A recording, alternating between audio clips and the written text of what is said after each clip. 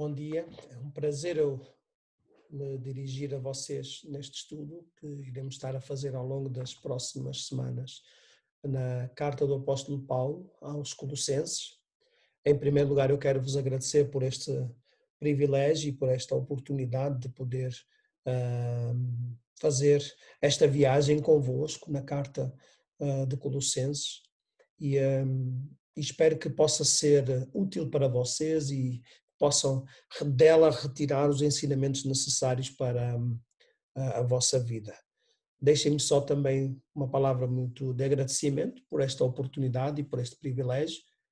Agradecer ao pastor Andy por me ter desafiado e pedido este estudo, então eu espero que vocês possam se sentir abençoados pelo estudo da carta do apóstolo Paulo aos Colossenses.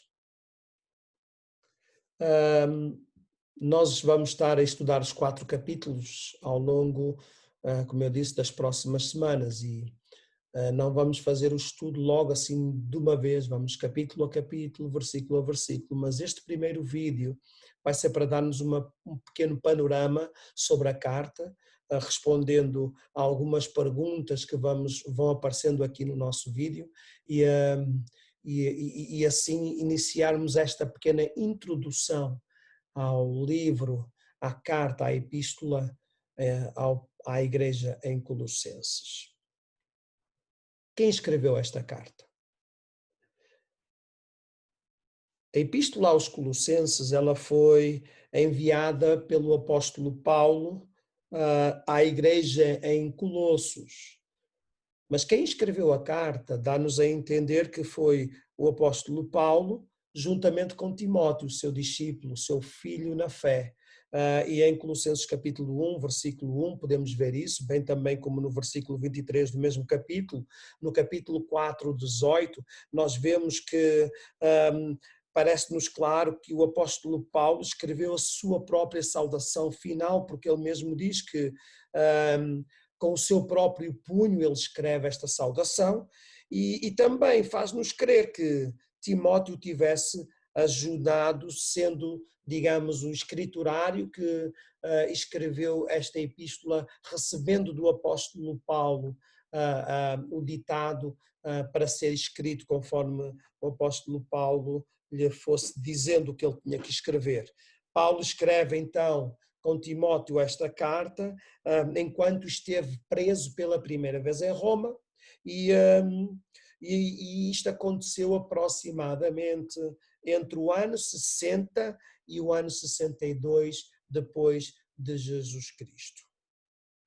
E foram tempos difíceis para o apóstolo Paulo, e Paulo aproveitava também quando estava preso para escrever algumas das suas cartas. Sabemos também que outra pessoa que o ajudou e que escreveu, por exemplo, o livro de Atos, recebendo a informação do apóstolo Paulo, foi Lucas, não é? E da mesma forma Timóteo serviu o seu propósito, ajudando então o apóstolo Paulo a escrever esta carta à igreja em Colossenses. E por que é que devemos então estudar esta carta? Nós sabemos então que o apóstolo Paulo escreve esta carta ao povo em Colossenses e o motivo dele ter enviado esta carta é porque ele recebera notícias de que a igreja em Colossos, o povo de Colossenses estavam em práticas graves e cometiam erros como igreja. A igreja de Colossos, eles estavam a ser influenciados por ensinamentos enganosos e práticas erradas que de alguma forma afastavam a igreja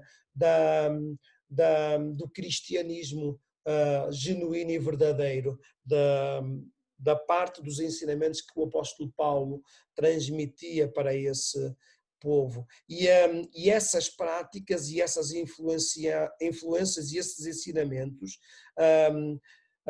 ameaçavam a fé da igreja em Colossos, não é? Do mesmo modo, por exemplo, hoje, nós também somos desafiados a estudar esta carta, porque há muitas doutrinas, muitos ensinamentos que se têm infiltrado dentro das nossas igrejas, erradas por sinal, que vão contra os princípios bíblicos, que nos afastam então da nossa fé e são uma ameaça à nossa fé cristã, não é? Por exemplo, a doutrina da prosperidade, que é ensinada no nosso meio, a doutrina da graça, uma vez salvo, salvo para sempre. Eu não estou a dizer que isso é um erro, porque eu acredito que uma vez salvos somos salvos para sempre, mas, por exemplo, esta consciência leva a muitos crentes, então se eu sou salvo eu não preciso fazer mais nada, porque a minha fé ela não se perde, e isso é errado, porque a nossa fé depositada em Cristo, ela exige de nós a obediência e submissão a Jesus Cristo, e a submissão a Jesus Cristo nos leva a querer fazer a vontade que Ele tem para a nossa vida, e a vontade são os ensinamentos que aprendemos na palavra de Deus, e somos então obrigados a ir e fazer a vontade de Jesus Cristo. Parte da importância desta carta, ela reside em como expõe as doutrinas falsas e, ao mesmo tempo, ela vai destacar a verdade centrada na pessoa de Jesus Cristo, acerca da sua divindade, acerca da sua obra da redenção, e destaca também que Cristo, e somente Cristo, é a supremacia da nossa fé.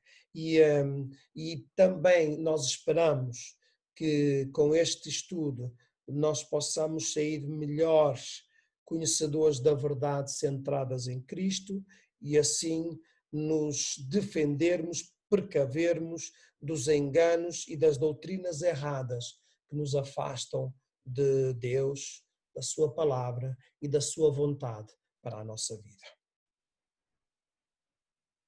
Para quem e porquê foi então esta carta escrita? Para quem sabemos?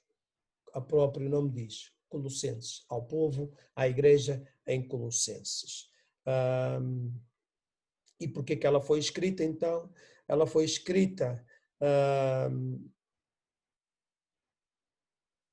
por Paulo, como eu disse, e foi escrita para a igreja, para os santos em Colossos, a igreja de Colossenses, e é engraçado que o apóstolo Paulo também pede para que depois de eles lerem, lá no capítulo 4, versículo 16, que eles depois partilhem esta carta também com a igreja lá em Laodiceia, para que o povo lá pudesse ler, porque era a localidade mais próxima da cidade de Colossos. Hoje, nos dias de hoje, é a Turquia, é onde está localizada esta igreja, na Turquia. E Paulo, ele escreve então esta carta à igreja porque ele recebeu de Epáfras, o evangelista da igreja em Colossos, e disso podemos ver no capítulo 1, versículo 7 e versículo 8, e ele estava preocupado e partilha com Paulo os erros graves que então esta igreja praticava, não é? Eles pensavam, por exemplo, ser melhores que os outros, por observarem cuidadosamente certas ordenanças, e principalmente aquelas ordenanças exteriores, não é? Como que revelando uma espiritualidade melhor que o resto das pessoas, não é? Eles, por exemplo, no capítulo 2, versículo 16, isso é referenciado, parecia que o legalismo estava enraizado e infiltrado lá na igreja em Colossos. Por exemplo, eles tudo faziam para se abster de determinados alimentos e prestavam também culto aos anjos. Colossenses capítulo 2, 16 e 18, e tais costumes levavam o povo em Colossos, a igreja em Colossenses, a crer que eram mais santificados que o resto do povo, que o resto das igrejas. E também, por outro lado, eles achavam que entendiam melhor que os outros os mistérios do universo. Nesta carta, o apóstolo Paulo, então, censura a igreja e ensina-os que a redenção é obtida somente através de Cristo e nada mais do que Cristo. Então, como podem ver, e por um lado, irmãos, nós às vezes temos esta atitude como igreja nos dias de hoje. Achamos que somos superiores aos outros, achamos que somos melhores que os outros, somos os donos de toda a verdade. E temos o nosso legalismo, não é? Entendemos que, por exemplo, há determinados costumes que temos que ter dentro das nossas igrejas, práticas que nós temos que ter dentro das nossas igrejas, porque achamos que se não for desta forma, então Deus não estará conosco. E a carta de Colossenses vai nos ajudar a entender isso, não é, irmão? Não é o exterior, não é a maneira como tu fazes, não é a liturgia, mas sim é o teu coração, a tua entrega total à pessoa de Jesus Cristo, que te vai ajudar a compreender que a salvação, a redenção é em Cristo e nada mais do que Cristo. Quais são as características marcantes então neste livro? Nesta carta, Paulo refuta então as doutrinas erradas que são ensinadas ao povo em Colossenses, salientando a divindade de Jesus Cristo, a sua missão redentora e a sua preeminência, ou seja, a autoridade máxima que Cristo é para a igreja. E isso podemos ver em Colossenses, não é? Paulo nos apresenta a Jesus como a imagem exata, perfeita de Deus. E o seu objetivo, ao fazer isso, é nos mostrar que se o nosso foco ele estiver em Cristo, nós seremos agradáveis ao Pai. Mas se o nosso foco não for Cristo, mas for as nossas práticas, a nossa bandeira, a nossa doutrina, a nossa denominação, então nós não estaremos a agradar a Deus, mas sim a nós próprios. O foco, como eu tinha dito, irmãos, tem que ser sempre Jesus Cristo. Tá bom? E o apóstolo Paulo coloca então dessa forma Jesus como no centro, e nos diz que ele deve ser o centro da nossa adoração, o centro do nosso louvor, o centro da razão pela qual nós somos igreja. Jesus Cristo. Jesus Cristo. Há um canto que nós cantamos que se chama isso mesmo, não é? Jesus, ser tu o centro. E é isso que o apóstolo Paulo vai então trazer através desta carta para a igreja. Centrar a igreja na pessoa de Jesus Cristo. E então, e com todo o nosso coração, com todo o nosso entendimento e alma, nós devemos amar ao Senhor Jesus Cristo. 4 são então os temas principais abordados nesta carta. A divindade de Jesus Cristo, Cristo como cabeça da igreja, o relacionamento com Jesus e depois a religião criada pelos homens. Então, neste contexto nós vamos então ver quais são as falsas doutrinas e os falsos ensinamentos que eram ensinados à igreja de Colossenses. Quais são então as falsas doutrinas, os falsos ensinamentos que eram então dados como ensinadas ao povo lá em Colossenses? Como nós vimos, os falsos ensinos ou falsos ensinamentos eles estavam a ameaçar a igreja lá em Colossenses, não é? E dentro destes ensinos nós víamos uma mistura de elementos religiosos, filosóficos, diversificados, provenientes de culturas orientais, gregas, romanas e judaicas. Frígia, a área em que se localizava a cidade de Colossos, por exemplo, era a terra de Cibele, a grande mãe e deusa da fertilidade. As crenças, os costumes e a heresias dessa seita popular, não é, estavam a minar a igreja de Colossenses, e os falsos ensinos tinham vários componentes e todos eles interligados de várias maneiras. Então, quais eram esses falsos ensinamentos e doutrinas? Vejamos. Primeiro, a astrologia. Não é? Na carta do apóstolo Paulo, ele adverte os seus leitores a respeito dos rudimentais, mesmo como está lá escrito, não é? Dos rudimentos deste mundo, capítulo 2, versículo 8. Os principados e potestades, no capítulo 2, versículo 15. E o culto aos anjos, no capítulo 2, versículo 18.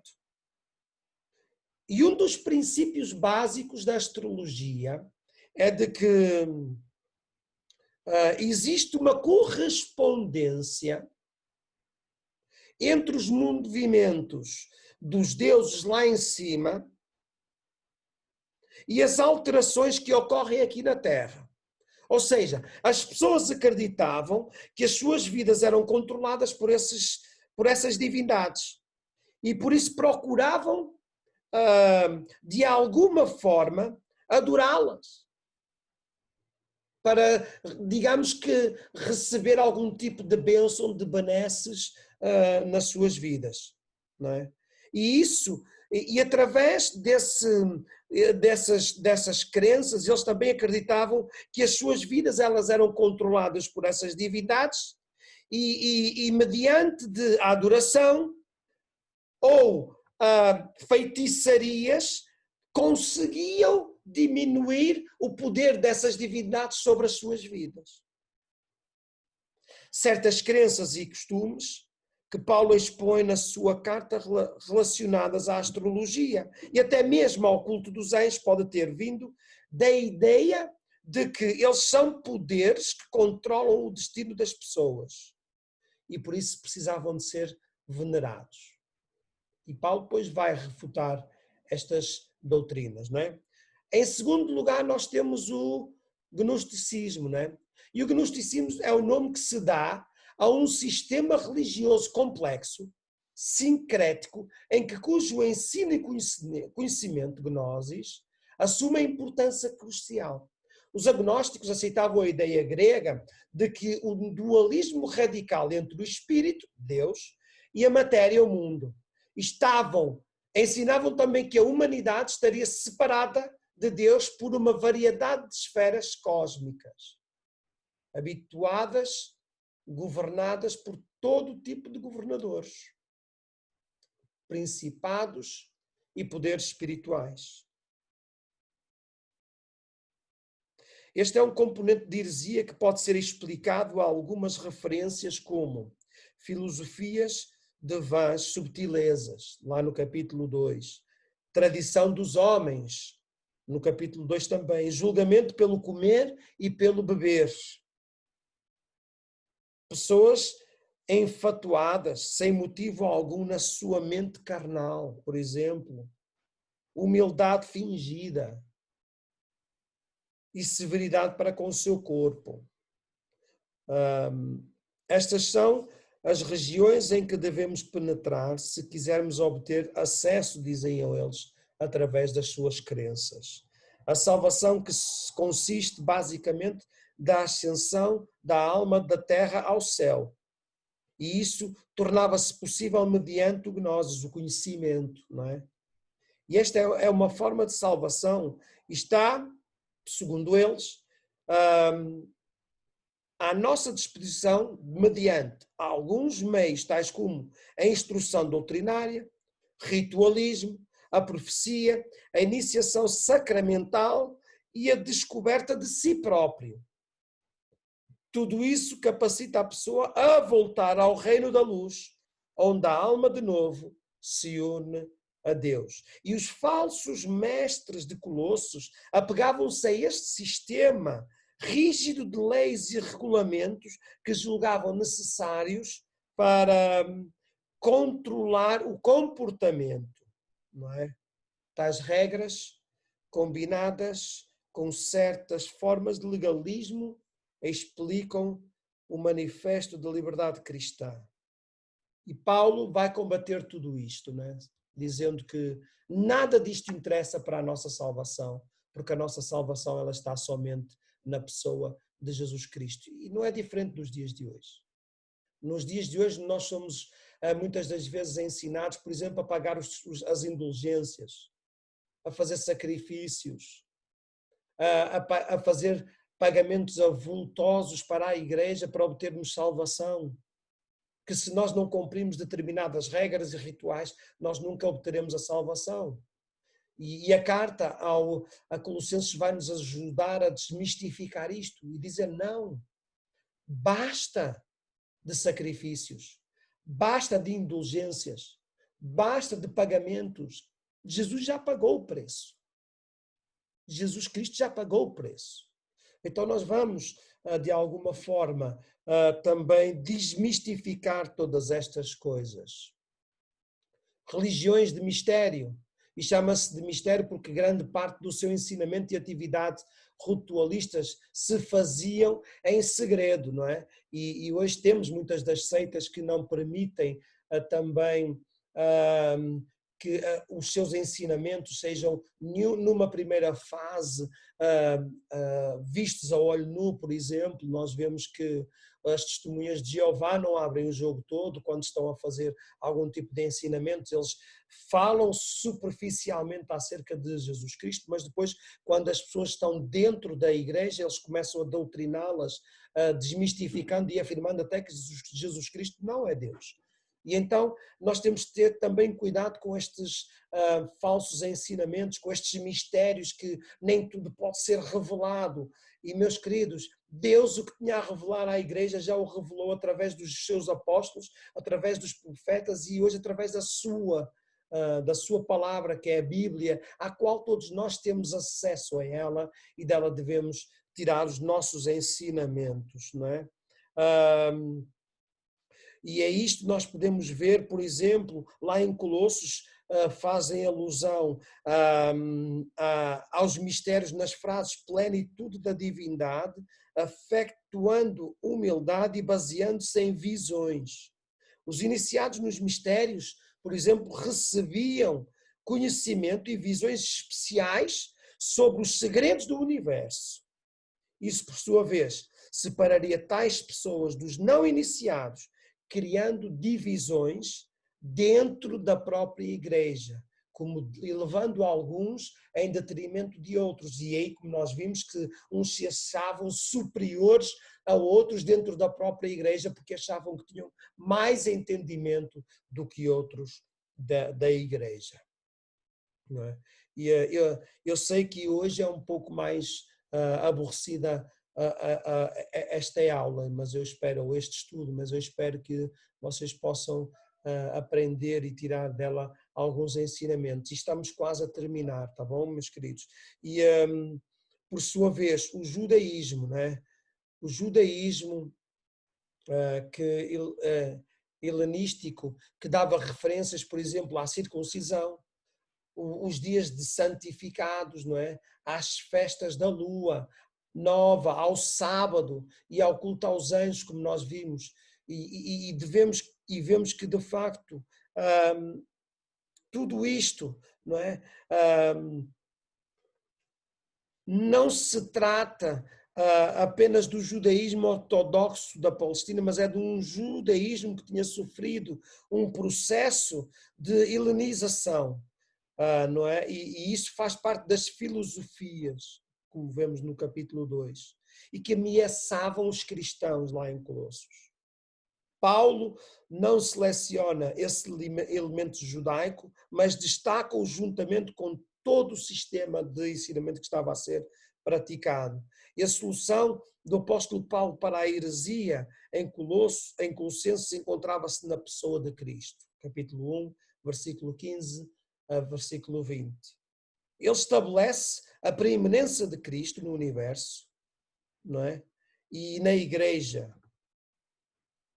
Visto ser Cristo superior a todo e qualquer poder cósmico, capítulo 1, versículo 15, 17, e no capítulo 2, versículo 10, e ter efetivamente derrotado esses poderes na cruz, essas heresias, essas doutrinas na cruz. No capítulo 2, versículo 15, podemos ver lá isso.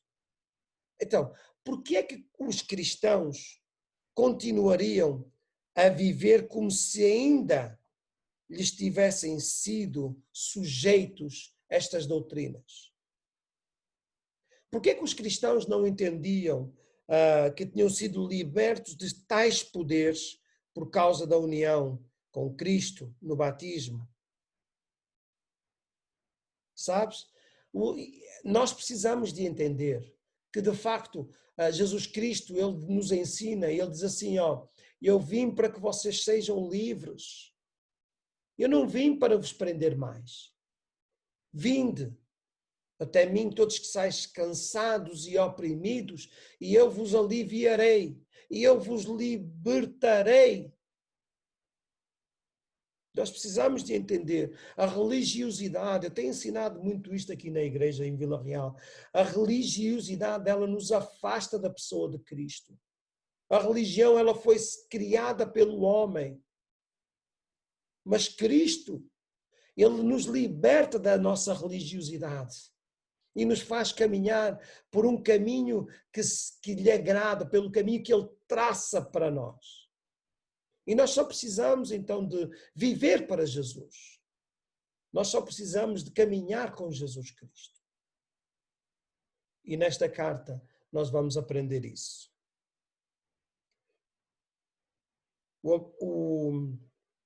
Então, o crescimento e a maturidade e a integridade dos membros da igreja advém de um relacionamento sério com Cristo, a cabeça. E nós podemos ver isso no capítulo 2, versículo 19. Excluindo o retorno às regras e a regulamentos escravizadores, a legalismos excessivos que Cristo anula mediante a sua morte. No capítulo 2, versículo 14, vemos lá isto. O propósito da exortação, no capítulo 3, versículo 1, e dos versículos seguintes é lembrar aos cristãos de que precisam viver eticamente aquilo que lhes pertence, segundo a teologia, visto serem membros do corpo de Cristo. E que teologia é essa? Viver por e para Cristo somente. Jesus, ele diz assim aos seus discípulos: vós sereis meus amigos se fizerdes o que eu vos mando. E o que é que ele nos manda, irmãos? Primeiro, ele manda-nos sermos submissos à sua vontade. Segundo lugar, ele manda ir e fazer discípulos, testemunhar o que ele fez na cruz, partilhar as boas novas da salvação. Terceiro, nos manda amar uns aos outros como Cristo nos amou. E em quarto lugar, vivermos como sua igreja.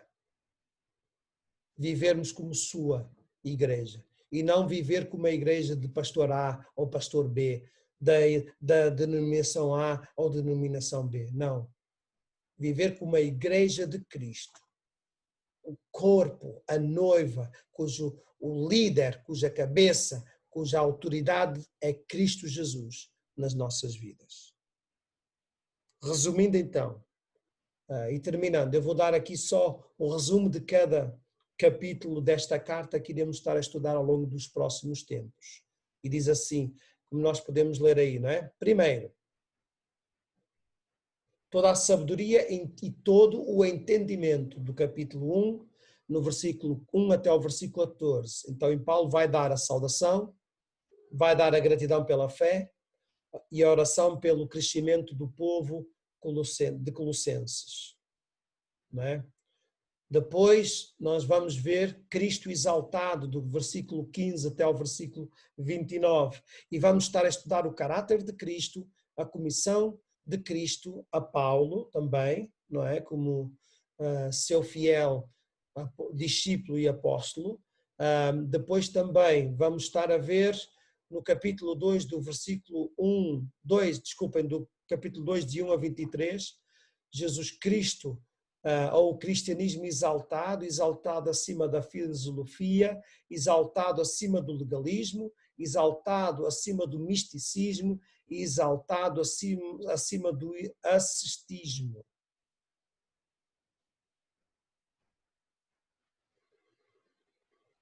Por fim, a vocação exaltada, do capítulo 3, 1 a 4, 6. As certezas da nossa vocação, as características da nossa vocação. E por fim, Paulo, depois no final, nós temos a saudação final por parte do apóstolo Paulo, do capítulo 7 até o versículo 18. Assim, meus queridos, vale a pena estudar a carta do apóstolo Paulo aos Colossenses, porque ela nos volta a centrar na pessoa de Jesus Cristo. E muito obrigado por estares connosco. E que Deus te possa ricamente abençoar. Que Deus possa ricamente dar paz, graça e entendimento para entenderes a sua palavra. Que Deus a todos abençoe. Deus conosco.